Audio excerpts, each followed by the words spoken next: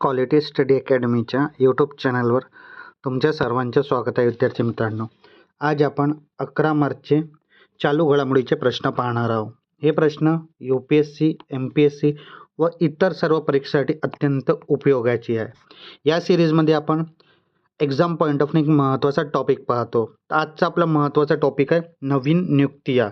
म्हणजेच आपण जे पण न्यू अपॉइंटमेंट झालेली आहे त्याबद्दल आपण माहिती पाहणार आहोत. तर जे विद्यार्थी आपल्या चॅनलवर नवीन असतील त्यांनी क्वालिटी स्टडी अकॅडमीच्या यूट्यूब चॅनलला सबस्क्राईब करायला विसरू नका. असेच महत्त्वाचे व्हिडिओ आणि अपडेट तुम्हाला क्वालिटी स्टडी अकॅडमीच्या माध्यमातून मिळेल. चला आता आपण चालू घडामोडीचे प्रश्न पाहूया. तर काल विचारला गेलेला प्रश्न तुमच्यासाठी होता विद्यार्थी मित्रांनो, भारताने आतापर्यंत एकूण किती T20 विश्वचषक जिंकलेले आहेत? तर विद्यार्थी मित्रांनो, टोटल भारतानं 3दा T20 विश्वचषक जिंकलेले आहेत. कोणकोणत्या वर्षी? 2007, 2024 आणि 2026 या वर्षी. त्यानंतर आजचे प्रश्न पाहूया आपण. महाराष्ट्र सरकारने 2 लाख पीक कर्ज माफी आणि 50,000 प्रोत्साहन या कर्जमाफी योजनेला काय नाव दिलेले आहे? तर याचं नाव पुण्यश्लोक अहिल्यादेवी होळकर कर्जमाफी योजना दिलेली आहे. तर ऑप्शन क्रमांक 2 आपला योग्य उत्तर आहे. आता आपण याबद्दल माहिती पाहूया. पुण्यश्लोक अहिल्यादेवी होळकर शेतकरी कर्जमाफी योजना 2026. कर्जमाफी थकीत कर्ज असलेल्या शेतकऱ्यांना 2 लाखपर्यंत संपूर्ण कर्जमाफी मिळणार आहे. प्रोत्साहन नियमित कर्ज परतफेड करणाऱ्या शेतकऱ्यांना 50,000 सानुग्रह अनुदान पण मिळणार आहे. कट ऑफ तारीख 30 सप्टेंबर 2025 पर्यंत थकीत कर्ज आणि योजनेसाठी पात्र लाभार्थी राज्यातील अल्प आणि अल्पभूधारक कर्जबाजारी शेतकरी. उद्देश शेतकऱ्यांना कर्जमुक्त करून त्यांना पुन्हा नवीन पीक कर्जासाठी पात्र करणे. तर ही खूप महत्त्वाची कर्जमाफी योजना आहे विद्यार्थी मित्रांनो. तर याचे पॉईंट तुम्ही नोट डाऊन करून ठेवा. त्यानंतर पुढला प्रश्न. महिला सरपंचऐवजी पुरुष नातेवाईक प्रशासन चालवण्याच्या सरपंच पती प्रथेला आळा घालण्यासाठी केंद्र सरकारने कोणती मोहीम सुरू केलेली आहे? तर या मोहीमचं नाव आहे विद्यार्थी मित्रांनो से नो टू प्रॉक्सी सरपंच. म्हणजेच ऑप्शन क्रमांक 4 आपला योग्य उत्तर आहे. त्यानंतर पुढला प्रश्न. महिला सरपंचांना सक्षम करण्यासाठी सुरू करण्यात आले से नो टू प्रॉक्सी सरपंच मोहीम कोणत्या दिवशी निमित्त सुरू करण्यात आली?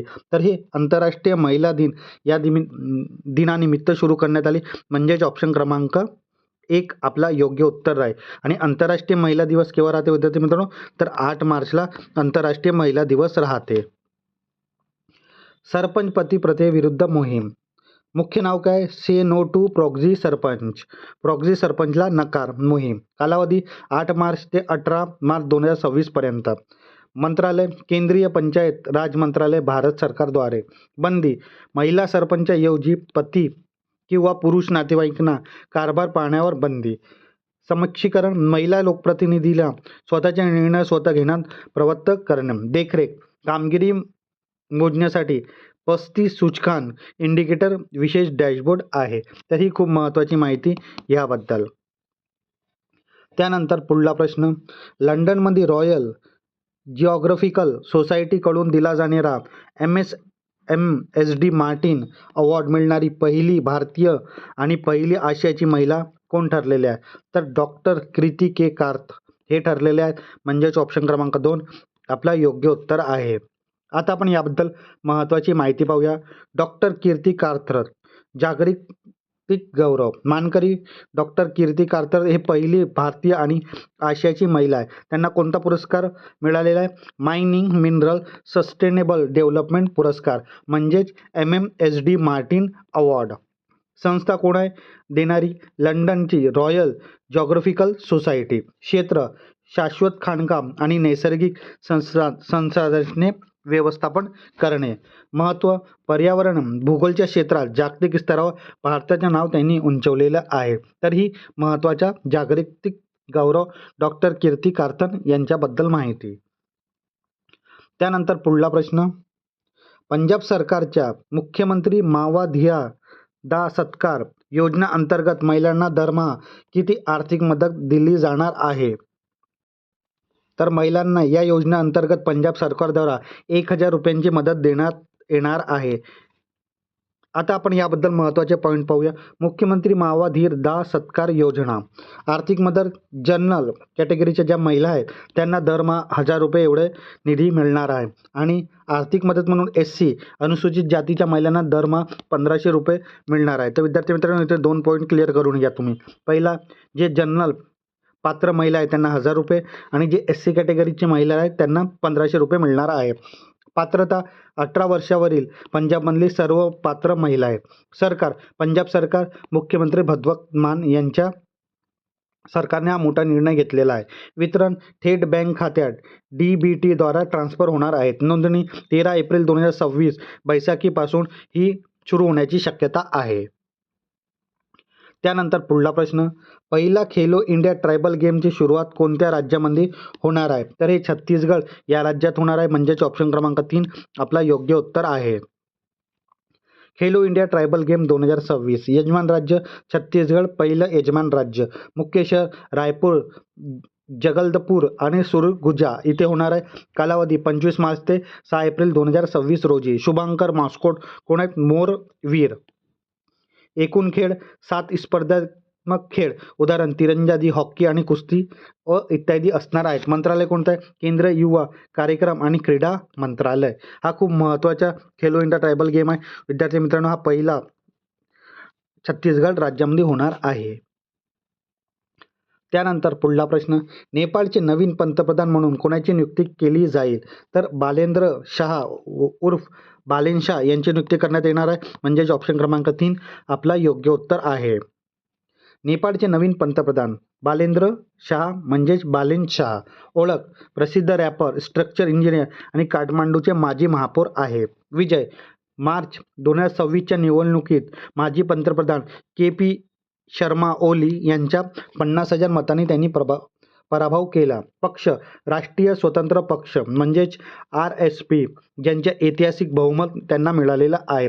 विक्रम, नेपाळचे सर्वात तरुण 35 वर्ष आणि पहिले मेधली पंतप्रधान आहेत. निवडणूक 5 मार्च 2026 रोजी मतदान पार पडले. पाठिंबा, प्रामुख्याने जेनजी आणि तरुण मतदारांना त्यांनी मोठा पाठिंबा त्यांना दिलेला आहे. तर ही महत्त्वाची माहिती नेपाळचे नवीन पंतप्रधान बालेन शाहबद्दल. आता त्यानंतर पुढला प्रश्न, मार्च 2026 मध्ये प्रसिद्ध झालेले सिपरी अहवाल 2021 आणि 25 अनुसार भारत जागतिक शस्त्र आयातीमध्ये कोणत्या स्थानावर राहिलेला आहे? तर भारत 2ऱ्या स्थानावर राहिलेला आहे, म्हणजेच सेकंड नंबरवर. तर ऑप्शन क्रमांक 2 आपला योग्य उत्तर आहे.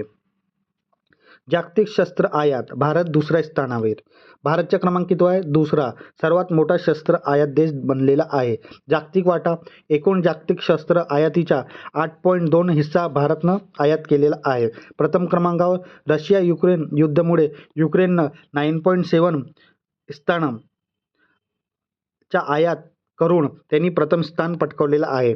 आयातीत घट, 2016 ते 2020च्या तुलनेत भारतात आयात 4% घट झालेली आहे. आत्मनिर्भर भारत मोहीममुळे. मुख्य पुरवठादार रशिया 40% प्रथम, त्यानंतर फ्रान्स 29% आणि इस्रायल 15% इथून भारताने शस्त्र आयात केलेले आहे. संस्था Stockholm International Peace Research Institute SIPRI Sweden द्वारे हा अहवाल प्रकाशित करण्यात आलेला आहे. तर ही खूप महत्त्वाची माहिती याबद्दल. त्यानंतर पुढला प्रश्न, WHO कोणत्या देशाला HIV सिफिलिस चे आईकडून मुलाकडे होणारं संक्रमण समाप्त करणारा युरोपियन युनियनमधला पहिला देश म्हणून घोषित केलेला आहे? तर तो देश आहे डेन्मार्क हा देश, म्हणजेच ऑप्शन क्रमांक 2 आपला योग्य उत्तर आहे. डेन्मार्क संक्रमणमुक्त देश. गौरव, युरोपियन युनियनमध्ये असा मान मिळवणारा तो पहिला देश आहे.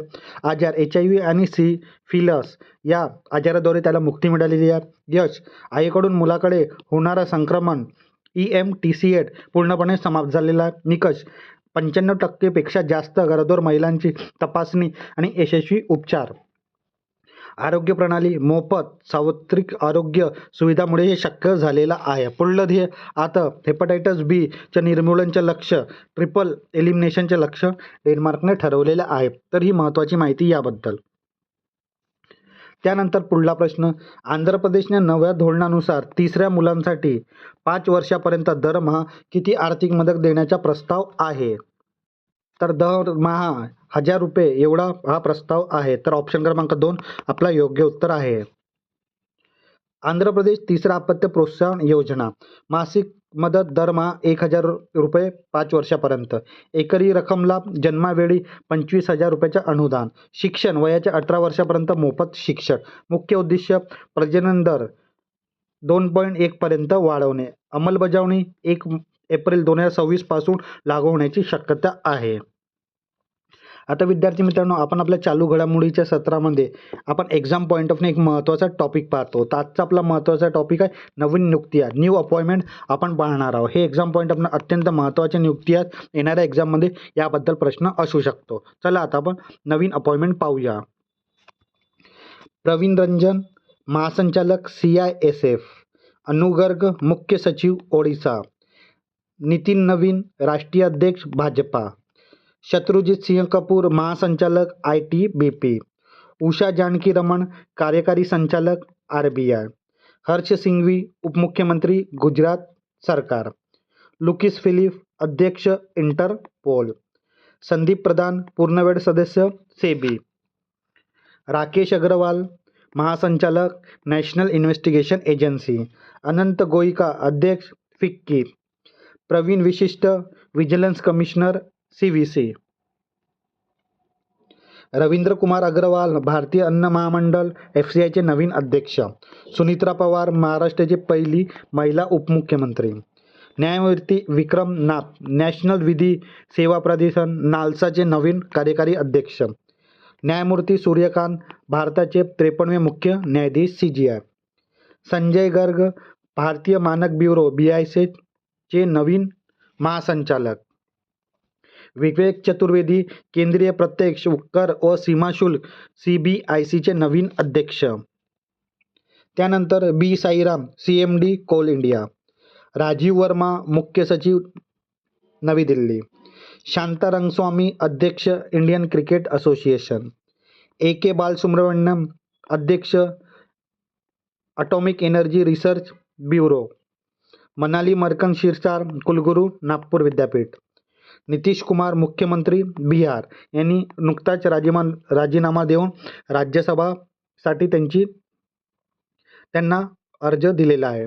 CP राधाकृष्ण, उपराष्ट्रपती भारत सरकार, प्रवीण कुमार, महासंचालक BSF, निर्मल मीडा, अध्यक्ष ASSOCHAM, विजेंद्र सिंग, सदस्य Asian boxing council, Ravindra Kumar Agarwal, CMD food corporation of India, Vishwajit Sahay, नियंत्रक general defence account, Sangeeta Barua Pisharoti, अध्यक्ष press club of India, Praveen Kumar Srivastava, मुख्य सतर्कता आयुक्त CVC, Shefali Verma, brand ambassador Haryana राज्य महिला आयोग, TCS कल्याणी, नियंत्रक general of account CGA, Videndra Vats, महासंचालक NCC, air marshal Nagesh Kapoor, उपप्रमुख भारतीय वायुसेना, राजकुमार गोयल, मुख्य माहिती आयुक्त CIC, अक्काई पदशल्ली, सदस्य सर्वोच्च न्यायालय समिती. विद्यार्थी मित्रांनो, ही खूप महत्त्वाची अपॉइंटमेंट आहे. तुम्ही हे अपॉइंटमेंट नोट डाऊन करून ठेवा, कारण की येणाऱ्या एक्झाममध्ये याबद्दल प्रश्न असू शकतो. आता विद्यार्थी मित्रांनो, एक प्रश्न तुमच्यासाठी असते, क्वेश्चन ऑफ द डे. तर आजचा प्रश्न तुमच्यासाठी आहे, 16 वर्षाखाली मुलांसाठी सोशल मीडियावर बंदी घालणारा प्रस्ताव आणणारे भारताचे पहिले राज्य कोणते? तर ऑप्शन तुमच्यासमोर आहे विद्यार्थी मित्रांनो. पहिला महाराष्ट्र राज्य, दुसरं ऑप्शन आहे कर्नाटक राज्य, तिसरं ऑप्शन आहे तामिळनाडू राज्य आणि चौथा ऑप्शन आहे केरळ राज्य. तर या प्रश्नाचं उत्तर नक्की तुम्ही कमेंट बॉक्समध्ये द्या विद्यार्थी मित्रांनो. चुकला तरी काही हरकत नाही, येणाऱ्या व्हिडिओमध्ये आपण याबद्दल माहिती पाहणार आहोत. आता विद्यार्थी मित्रांनो, आपण आपल्या क्वालिटी स्टडी अकॅडमीच्या यूट्यूब चॅनलवर जे डेली करंट अफेअर घेत आहोत, ते डेली करंट अफेअर त्यासोबत वीकली आणि मंथली करंट अफेअर पण आपण कव्हर करतो. तर ही सिरीज तुम्हाला कशी वाटत आहे तुम्ही नक्की कमेंट बॉक्समध्ये सांगा. आणि याचसोबत आपण टेस्ट सिरीज पण लॉन्च केलेली आहे आपल्या चॅनलवर. ती टेस्ट सिरीजचा पण रिव्ह्यू तुम्ही कमेंट बॉक्समध्ये द्या. आणि हे सिरीज तुम्हाला जर आवडत असेल तर नक्की लाईक करा, शेअर करा आणि आपल्या क्वालिटी स्टडी अकॅडमीच्या यूट्यूब चॅनलला सबस्क्राईब करायला विसरू नका. धन्यवाद.